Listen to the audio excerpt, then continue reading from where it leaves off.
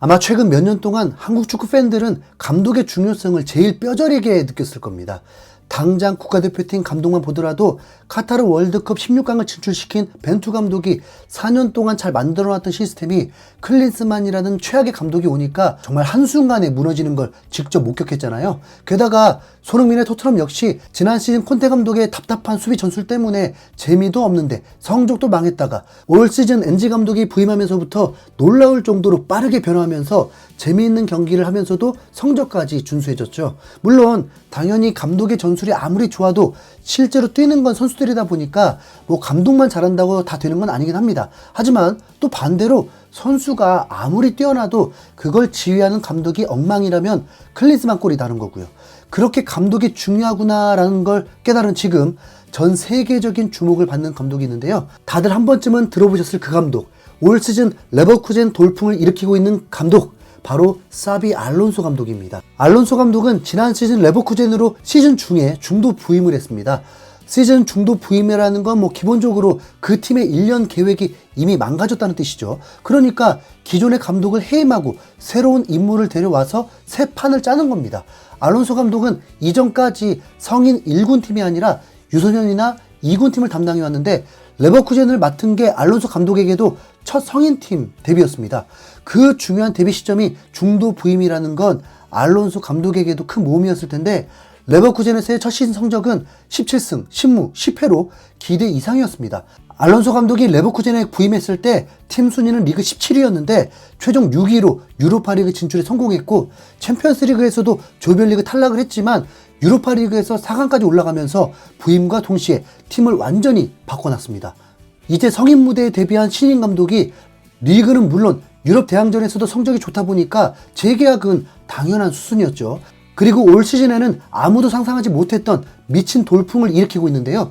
지난 주말 마인츠전 승리를 통해서 분데스리가 역사상 최장기간 무패 기록을 세우면서 전설을 쓰고 있는 중입니다.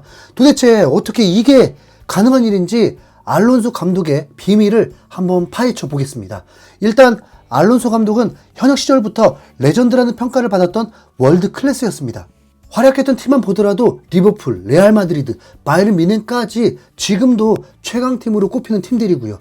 리버풀에서는 리그 우승이 없지만 FA컵과 챔피언스리그에서 우승을 했고 레알 마드리드에서는 첫 리그 우승과 함께 기념비적인 구단의 10번째 챔스 우승인 라 데시마 달성을 함께했죠. 이어서 바이에른 뮌헨에서는 은퇴할 때까지 3년 연속 리그 우승을 하기도 했습니다.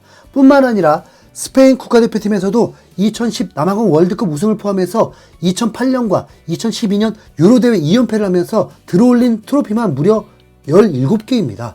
선수 경력은 정말 역대급인 게 맞긴 한데 그렇다고 다 감독을 잘하는 건 아니잖아요.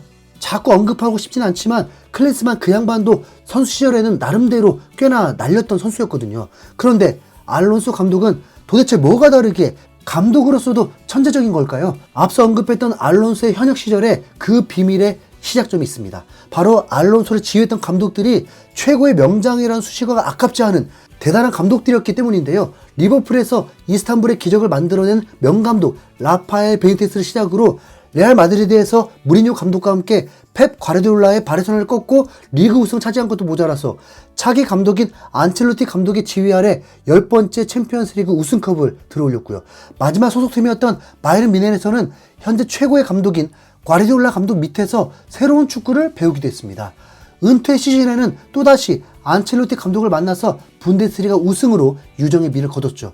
현대 축구에서 이름을 날린 감독들을 골고루 경험한 알론소 감독이 전술적인 이해도가 높아진 건 어쩌면 당연합니다. 물론 뭐 그렇지 못한 선수들도 있겠지만 알론소는 선수 시절 때도 피지컬이 좋다기보다 뛰어난 두뇌가 돋보이던 선수거든요. 오죽하면 이천수가 레알 소시에다드에서 알론소가 뛰는 걸 보고 너무 느려서 어떻게 저 선수가 주전이냐고 생각했다고 하니까 육체적인 능력이 최고는 아니었습니다. 다만 결국 이천수도 인정할 만큼 정교한 패스와 킥 능력을 갖추고 있었고 경기 흐름을 읽는 눈과 두뇌가 있었기 때문에 월드 클래스 선수가 됐던 겁니다.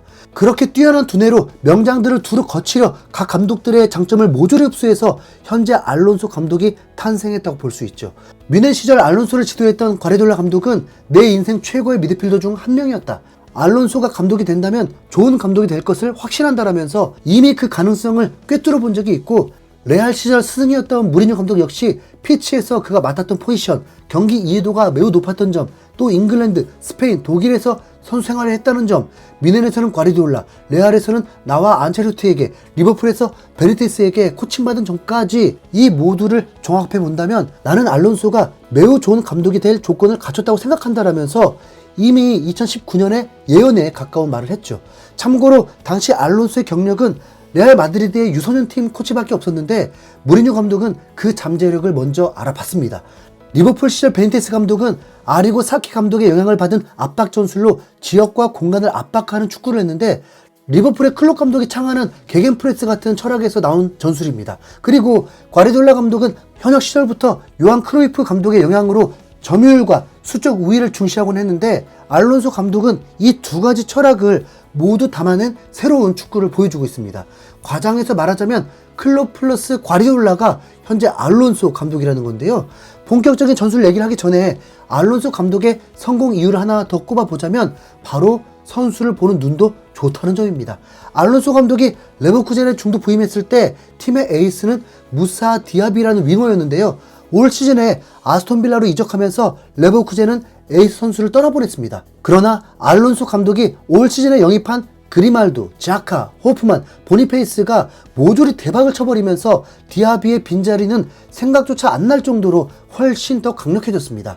아스날 출신의 자카는 그렇다 치더라도 그리말도, 호프만, 보니페이스 같은 선수들은 빅클럽들과 링크 정도는 잠깐 났었지만 포르투갈, 독일, 벨기에 리그에서 활약하는 동안 스포트라이트를 받았던 선수들은 아닙니다. 하지만 알론소 감독은 자신의 전술에 맞는 이 선수들을 확실히 발굴해내면서 올 시즌 무패 우승을 노리는 발판을 마련해냈죠. 원래도 레버쿠젠에서 잘하고 있었던 비르츠, 팔라시오스, 프림폰 같은 선수들도 매우 잘 활용하고 있고요. 알론소 감독의 전술은 3-4-3 포메이션으로 3백을 사용하고 있습니다. 아무래도 맨시티나 미넨처럼 선수 하나하나가 월드 클래스라고 할 수는 없다 보니까 기본적으로는 수비를 신경 쓰는 모습인데요. 마치 클롭 감독의 리버풀처럼 상대방에게 공을 뺏기면 곧바로 압박에 들어가서 빠르게 공을 되찾아 오려고 합니다. 그러다 보니 좌우 폭을 매우 좁혀서 한정된 공간에 강한 압박을 주는 수비를 하죠. 또 상대 공격수의 숫자에 따라서 왼쪽 윙백인 그리말도가 포백처럼 내려오는 등 유기적인 움직임까지 보여주고 있습니다.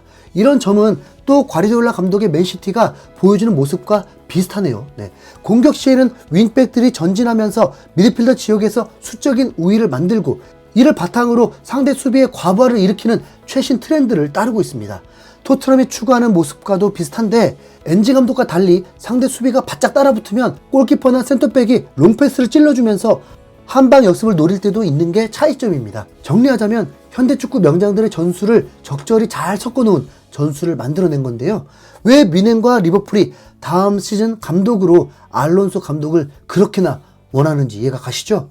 미넨은 알론소에게 330억 이상을 베팅한 상황입니다. 리버풀이 욕심을 내려면 클롭 감독의 최소 30% 이상의 연봉을 올려줘야만 가능합니다.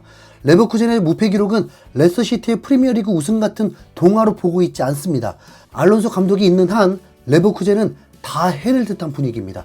레버쿠젠은 이번 시즌에도 유로파리그인데 리버풀과 레버쿠젠 결승전 빅매치가 완성된다면 진짜 챔스 결승전급 경기가 되겠죠.